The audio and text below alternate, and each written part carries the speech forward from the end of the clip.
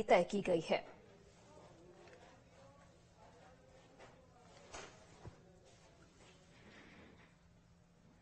और देखिए, बीजेपी लोकसभा चुनाव की तैयारी में जुट गई है। इस बार चुनाव में बीजेपी ने टारगेट तय किया है कि 70% से ज्यादा वोट इस बार मध्य प्रदेश में हासिल करना है।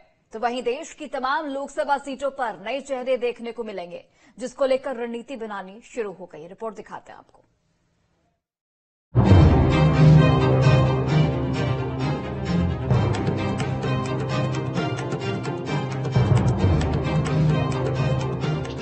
विधानसभा चुनाव में प्रचंड जीत के साथ बीजेपी मिशन 2024 की तैयारी में जुट गई है। बीजेपी के लिए ये चुनाव जीतने मात्र नहीं, बल्कि ये सिद्ध करने का भी हो गया है कि विश्व की सबसे बड़ी पार्टी के साथ सबसे बड़े लोकतंत्र की जनता पूरी तरह से साथ खड़ी है। लगातार बीजेपी की बैठकें हो रही हैं, जहां पूरा फोकस 29 की 29 लोकसभा सीटों को जीतने पर लगाया जा रहा है। वहीं पिछले लोकसभा चुनाव में बीजेपी को मध्य प्रदेश के 58% वोट मिले थे। वहीं इस बार बीजेपी ने 70% से ज्यादा का टारगेट बनाया है। साथ ही ये भी कहा जा रहा है कि नए चेहरों को इस बार ज्यादा मौका मिल सकता है, जो लोकसभा चुनाव के पहाड़ को पार करने में सबसे कारगर साबित होंगे। देखिए, ये चुनाव और पिछले इतिहास के जितने भी चुनाव हुए उनको पीछे छोड़ते हुए बहुत आगे बढ़ेगा और बहुमत की सरकार जो दिखेगी और सनातनियों की सरकार दिखेगी। क्योंकि इस चुनाव में आपने देखा है कि किस प्रकार से सनातन को अपमानित करने का काम विपक्षी दलों ने किया है। तो ये भी देश की जनता देख रही, नए पुराने चेहरे नहीं। भारतीय जनता पार्टी अपने कार्यकर्ताओं को चुनाव लड़ाती है और कार्यकर्ता जो जिताऊ उम्मीदवार होगा, जिसको कार्यकर्ता पसंद करेंगे, भारतीय जनता पार्टी के जो मापदंड है उन पर खरा उतरेगा, उसको चुनाव लड़ाएगा।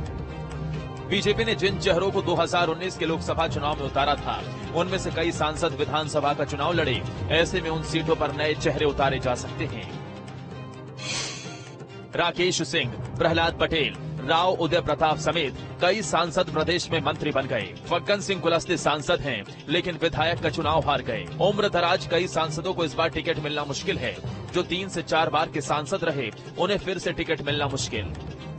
एक तरफ बीजेपी जहां अपनी रणनीति बनाने को लेकर लगातार बैठकें कर रही है, तो वहीं कांग्रेस भी तैयारी में जुटी है। कांग्रेस ने बीजेपी की रणनीति को काल्पनिक बताया और कहा कि 35% वोट हासिल करना भी बीजेपी के लिए मुश्किल है।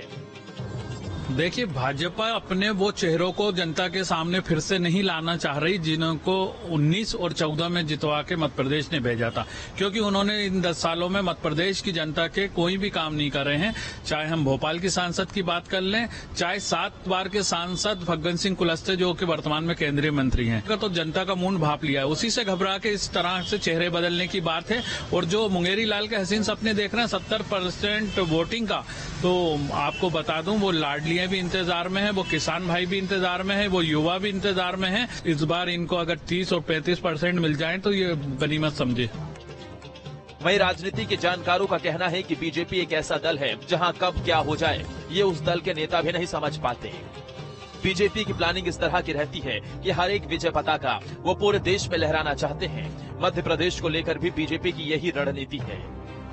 जो Bharatiya Janata party target fix करती है, तो उससे वो अपनी सफलता का परसेंटेज बढ़ाती है। तो इस बार उनकी रणनीति ये है कि उनके प्रभाव वाले राज्यों में ज्यादा से ज्यादा वोट हासिल किया जाए, ताकि इसका जो रिफ्लेक्ट है वो नेशनल लेवल के परसेंटेज में भी दिखाई दे। जहां आपके लिए बहुत सुविधा है परसेंटेज बढ़ाने में, वहां बढ़ाएं। जहां नहीं है वहां तो आप कुछ कर नहीं सकते। तो जहां भी संभावनाएं जीतने की होंगी, जिस चेहरे की होंगी, उसको वो लड़ाएगी। बीजेपी अपनी योजनाओं में किस तरह से सफल होती है, ये विधानसभा के चुनाव में देखा जा चुका है। विधानसभा चुनाव में हासिल हुई फतह से बीजेपी के हौसले भी ऊंचे आसमान में गोते खा रहे हैं। बहरहाल अब लोकसभा चुनाव में बीजेपी की 29 लोकसभा सीट जीतने की चुनौती है, जिसके लिए हर स्तर पर बैठकें की जा रही हैं। लोकसभा के चुनाव की तैयारी में बीजेपी जुट चुकी है। मंथनों का दौर जारी है। तो वही नई रणनीति के साथ बीजेपी ने नया टारगेट सेट किया है। 70% से ज्यादा वोट प्रतिशत बीजेपी के पक्ष में आए।